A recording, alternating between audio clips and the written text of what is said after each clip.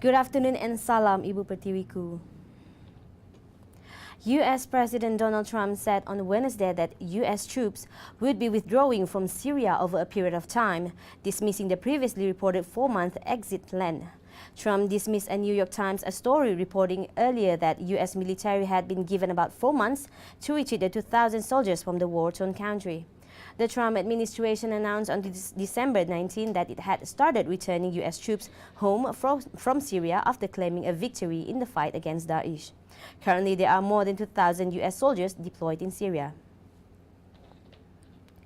Saudi Arabia's Attorney General sought the death penalty for 5 of 11 defendants charged with the murder of journalist Jamal Khashoggi as their high-profile trial opened in Riyadh yesterday.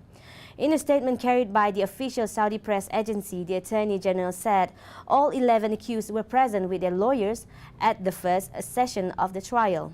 Saudi Arabia had twice submitted formal requests for evidence from Turkey, where Khashoggi was murdered inside the kingdom's Istanbul consulate on October 2nd, but had received no response. The 59-year-old journalist was strangled and his body cut into pieces by a team of 15 Saudis sent to Istanbul for the killing. The defense team on Thursday requested a copy of charge sheet and a time frame within which to review the charges. However, no date had been set for the next hearing. A serial killer dubbed China's Jack the Ripper for the way he mutilated several of his 11 female victims was executed yesterday morning, 3 decades after the first murder.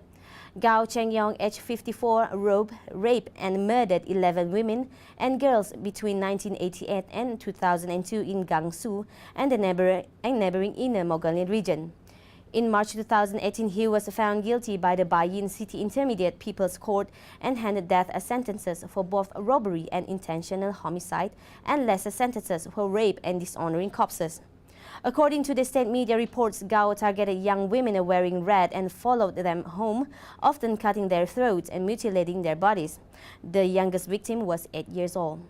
Police concluded the killer that had been hunting for 28 years was a relation and Gao's DNA matched the murderers. And that's all for me. I'm Yume Surani for TV Sarawak. Anytime, anywhere.